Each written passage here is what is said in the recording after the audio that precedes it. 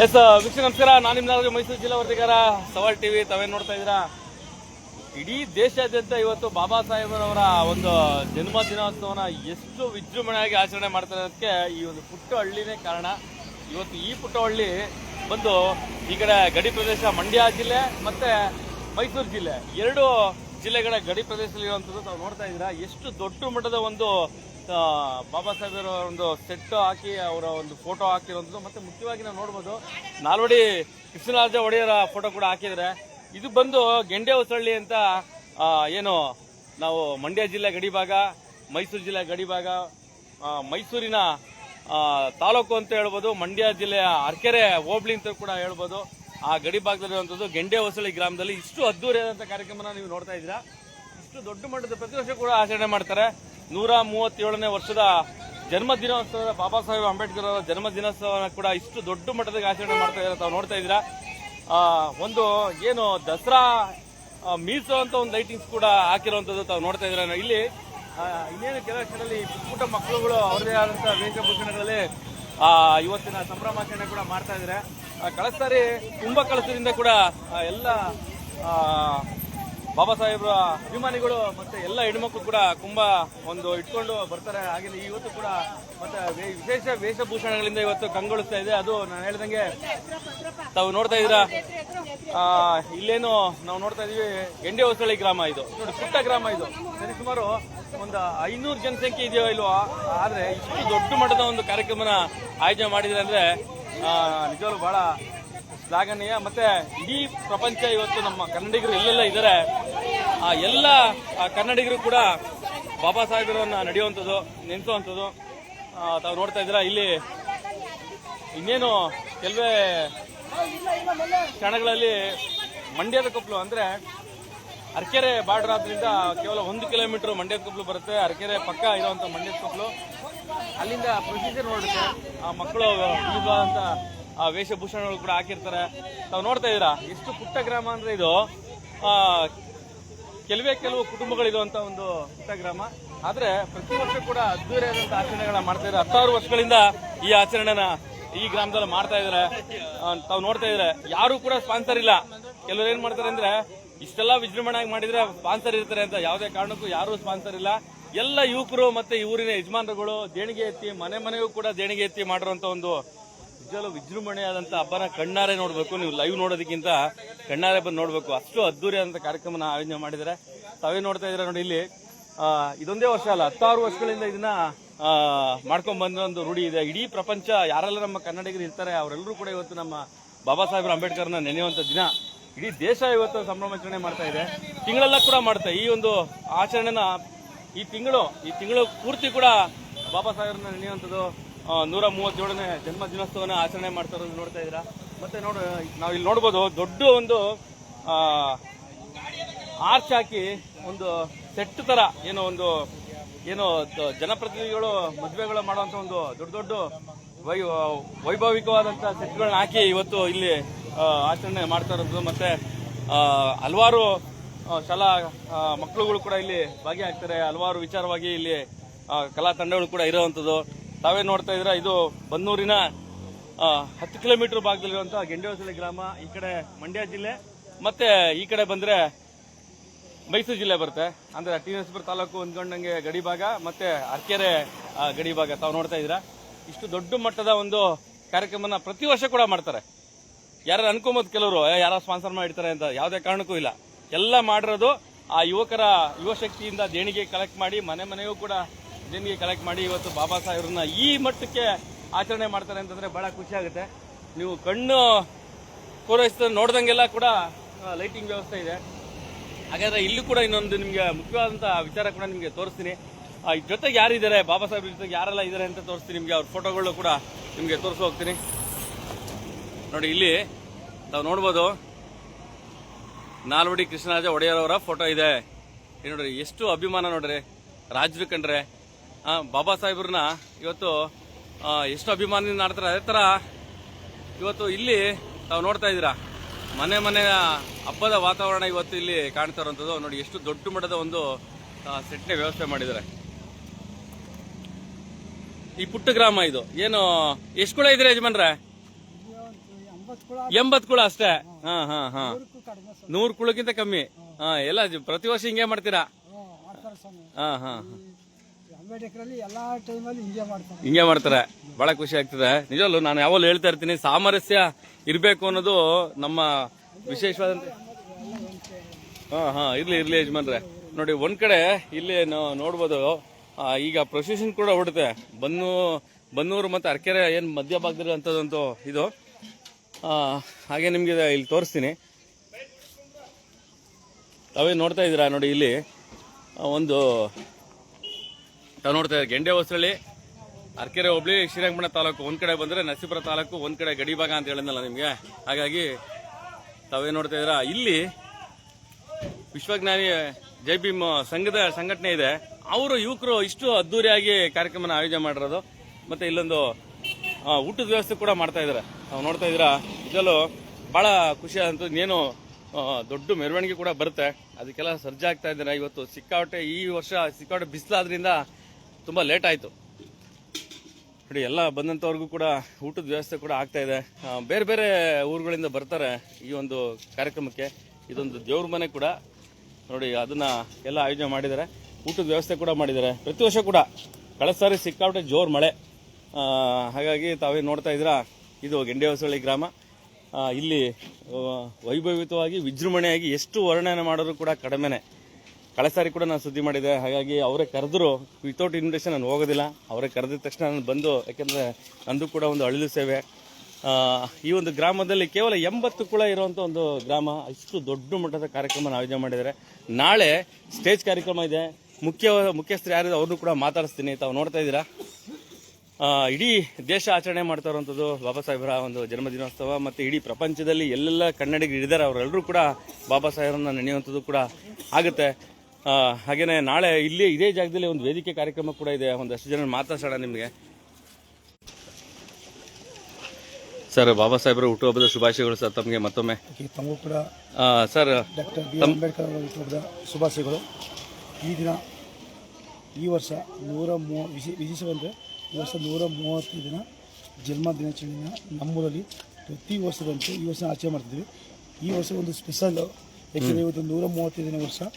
ಈ ವರ್ಷ ನಮ್ಮ ಒಂದು ವಿಶೇಷವಾಗಿ ವಿಜೃಂಭಣೆಯಿಂದ ಭಾಳ ಅಚ್ಚುಕಟ್ಟಾಗಿ ಒಂದು ಪ್ರೀ ಪ್ಲಾನ್ ಇಟ್ಕೊಂಡು ಇಡೀ ಗೆಂಡೆ ಹೊಸಳ್ಳಿ ಯುವಕರು, ಯಜಮಾನರು, ಪ್ರತಿ ಮನೆಯ ಕುಟುಂಬ ಸದಸ್ಯರು ಕೂಡ ಇದೊಂದು ಸರ್ ಒಂದು ಬರೀ 80 ಕುಳ ಇರುವಂತವ್ರು ಸರ್, ಇಷ್ಟು ದೊಡ್ಡ ಮಟ್ಟದ ಕಾರ್ಯಕ್ರಮ ಪ್ರತಿ ವರ್ಷ ಮಾಡ್ತೀರಾ? ಬಟ್ ನಮ್ಮ ದೇವರು, ನಮ್ಗೆ ಏನಪ್ಪ ಅಂದ್ರೆ ನಮಗೆ ಅವರೇ ದೇವರು, ಅಭಿಮಾನಿ. ಅದೇ ಎಷ್ಟು ದುಡ್ಡು ಇಂಪಾರ್ಟೆಂಟ್ ಅಲ್ಲ ನಮಗೆ. ಅವರ ಜಯಂತಿಯನ್ನ ಅದ್ದೂರಿ ಮಾಡ್ಬೇಕು ಅನ್ನೋದು ಅದೊಂದೇ. 3-4 ಇಲ್ಲ, ಒಂದು 5 ಜನ ಕೈ ಜೋಡಿಸಬೇಕು, ಏನ್ ಬೇಕಾದ್ರೂ ಮಾಡ್ಬೋದು. ನಮ್ಮೂರಂತ ಎಲ್ಲಾ ವಿದ್ಯಾರ್ಥಿಗಳು ತುಂಬಾ ಎಜುಕೇಟೆಡ್, ಒಟ್ಟು ತುಂಬಾ ಅಂಬೇಡ್ಕರ್ ಬಗ್ಗೆ ಅಭಿಮಾನ ತುಂಬಾ ಬಹಳಷ್ಟಿದೆ. ಆದ್ರಿಂದ ಇದನ್ನ ಇನ್ನೂ ಪ್ರತಿಯೊಂದು ನೀವು ತಾವುಗಳು ಹೋದ ವರ್ಷ ಬಂದಿದ್ರಿ, ಅದಕ್ಕಿಂತ ಈ ಸರಿ ಒಂದು ಸ್ವಲ್ಪ ಜಾಸ್ತಿ. ಹೌದು ಸರ್, ಹೌದು ಹೌದು ಹೌದು. ಆದ್ರಿಂದ ನಾವು ಪ್ರತಿ ವರ್ಷ ಕೂಡ ಒಂದು ವಿಶೇಷವಾದ ಕಾರ್ಯಕ್ರಮ ಇದೆ. ಇವತ್ತು ಪ್ರೊಸೆಷನ್ಸ್ ಇದೆ. ಒಂದು 3-4 ಕಲಾತಂಡ ಬಂದಿದೆ.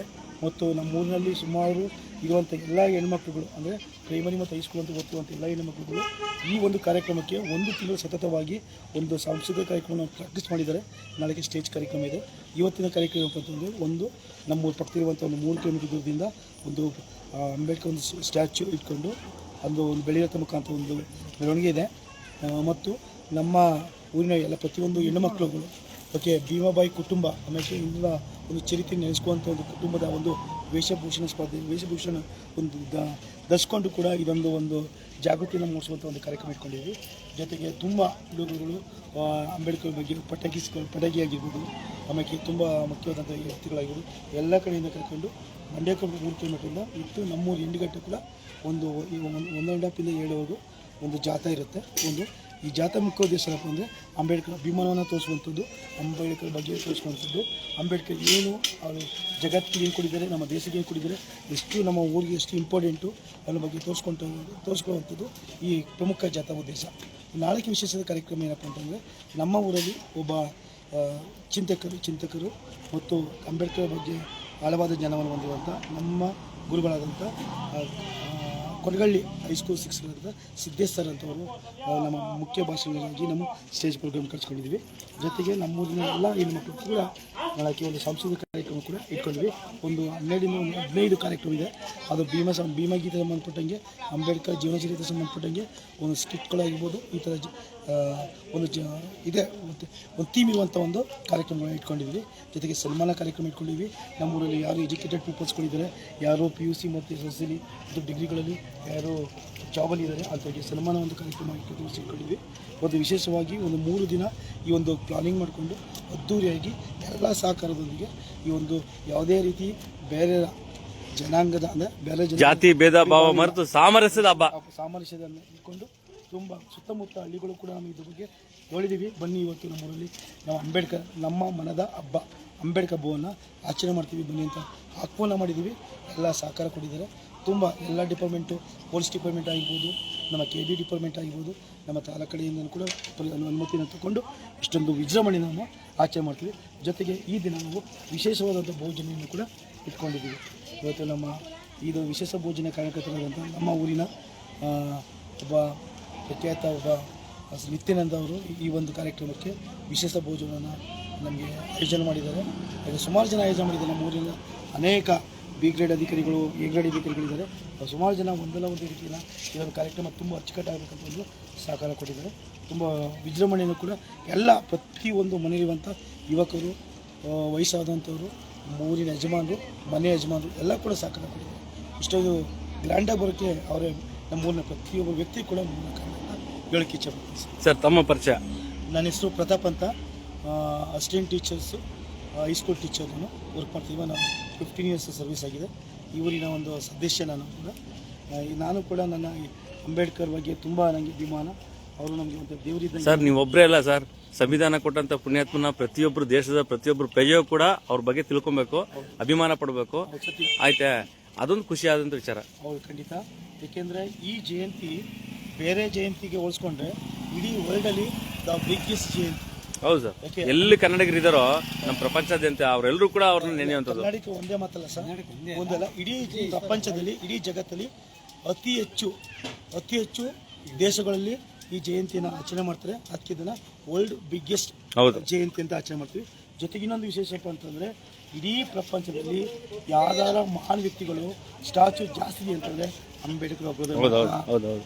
ಅಂಬೇಡ್ಕರ್ ಒಬ್ಬ ಬಿಟ್ಟು ಅತಿಯಷ್ಟು ಸ್ಟ್ಯಾಚ್ಯೂ ಇರುವಂಥದ್ದು ಯಾವ ವ್ಯಕ್ತಿಗಳಿದೆ? ಸುಮಾರು ಜನ ಮಹಾನ್ ವ್ಯಕ್ತಿಗಳಿದ್ದಾರೆ. ಅದರಲ್ಲಿ ಅತಿಯಷ್ಟು ಸ್ಟ್ಯಾಚ್ಯೂ ಇರುವಂಥ ವ್ಯಕ್ತಿ ನಮ್ಮ ಅಂಬೇಡ್ಕರ್. ಅದು ನಮ್ಮೆಲ್ಲ ಪುಣ್ಯ, ನಮ್ಮ ದೇಶದಲ್ಲಿ ಹುಟ್ಟಿರುವಂಥ ಪುಣ್ಯ. ಉತ್ತಮವಾದಂಥ ಒಂದು ಬೃಹತ್ಕರವಾದಂಥ ಒಂದು ಲಿಖಿತ ರೂಪದಂಥ ಒಂದು ಸಂವಿಧಾನವನ್ನು ಕೊಟ್ಟಿದ್ದಾರೆ. ಈ ಸಂವಿಧಾನ ಒಂದಿಲ್ಲ ಅಂತಂದರೆ ನಮ್ಮ ಜೀವನ ಹಿಂದೆ ಇರ್ತಿತ್ತು. ಅದಕ್ಕೆ ನಮ್ಮ ಜನಾಂಗ ಅಂತಲ್ಲ, ಎಲ್ಲ ಹಿಂದುಳಿದ ಜನಾಂಗಕ್ಕೆ ಅವ್ರ ಮೂಲ ದೇವರು. ಈ ಹೆಣ್ಮಕ್ಳು ಇಷ್ಟೊಂದು ಶಿಕ್ಷಣ ಪಡ್ಕೊಂಡಿದ್ದಾರೆ, ಅಧಿಕಾರದಲ್ಲಿದ್ದಾರೆ, ಪ್ರತಿಯೊಬ್ಬರು ಓಟ್ ಹಾಕ್ತಿದ್ದಾರೆ, ಮಕ್ಕಳುಗಳು ಈ ಎಲ್ಲ ಥರ ಭಾಗವಹಿಸ್ತಿದ್ದಾರೆ. ಕೂಲಿ ಕಾರ್ಮಿಕರು ಕರೆಕ್ಟ್ ಟೈಮು 8 ಅವರ್ಸ್ ಡ್ಯೂಟಿ ತಗೋತಿದ್ದಾರೆ. ಎಲ್ಲರೂ ಕೂಡ ಪ್ರತಿಯೊಂದು ಕೂಡ ಹೆಣ್ಮಕ್ಳುಗಳದ್ದು ಆಸ್ತಿ ಹಕ್ಕಿದೆ. ಎಲ್ಲ ರೀತಿಯ ಹಕ್ಕುಗಳನ್ನು, ಎಲ್ಲ ರೀತಿ ಫೆಸಿಲಿಟೀಸ್ಗಳನ್ನು ಕೊಟ್ಟಿದ್ದಪ್ಪ ಅಂದರೆ ಡಾಕ್ಟರ್ ಬಿ ಆರ್ ಅಂಬೇಡ್ಕರ್. ಇದಕ್ಕೆ ಯಾವ ದೇವರಲ್ಲೂ ನ್ಯಾಯ ಸಿಕ್ಕಲ್ಲ, ಆ ಅಂಬೇಡ್ಕರ್ ಮುಖಾಂತರ ಬರ್ತದೆ, ಸಂವಿಧಾನ ಮುಖಾಂತರ. ಖಂಡಿತ ಸರ್. ಅವ್ರು ಲಿಖಿತ ಸಂವಿಧಾನದ ಮೂಲಕ ಇಡೀ ಪ್ರಪಂಚದಲ್ಲಿ 365ಕ್ಕಿಂತ ಹೆಚ್ಚು ಪುಟಗಳಿರುವಂಥದ್ದು ನಮ್ಮ ಸಂವಿಧಾನ. ಅದು ಹೆಮ್ಮೆ ಪಡ್ಬೇಕು ನಾವು. ಪ್ರತಿಯೊಂದಕ್ಕೂ ಕೂಡ ಕಾನೂನು ತೋರಿಸ್ಕೊಟ್ಟಂಥದ್ದು. ಬೇರೆ ಬೇರೆ ದೇಶಗಳಲ್ಲಿ ಕೇವಲ 60 ಪುಟ 80 ಪುಟ ಇದೆ ಅಷ್ಟೇ.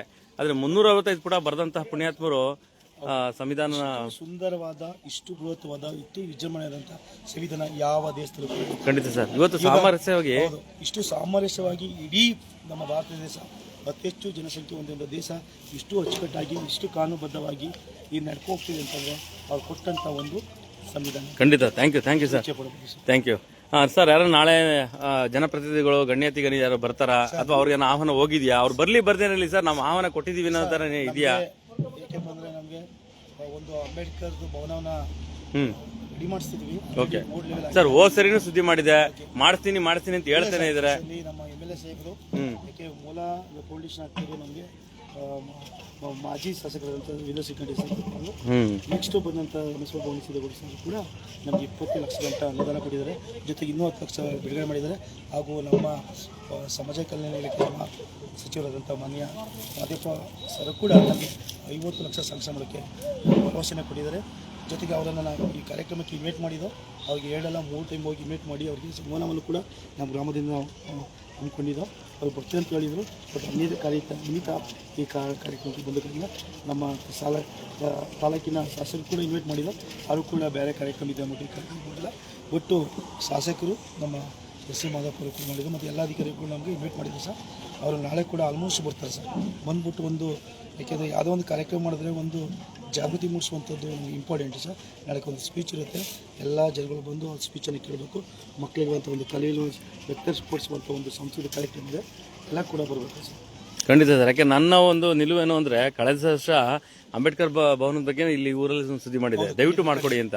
ಅದು ಇನ್ನೂ ಕೂಡ ಅದು ಇನ್ನೂ ಬರ್ತಾನೆ ಇದೆ ಪ್ರೋಸೆಸ್ ಆಗ್ಬೇಕು ಅನ್ನೋದು.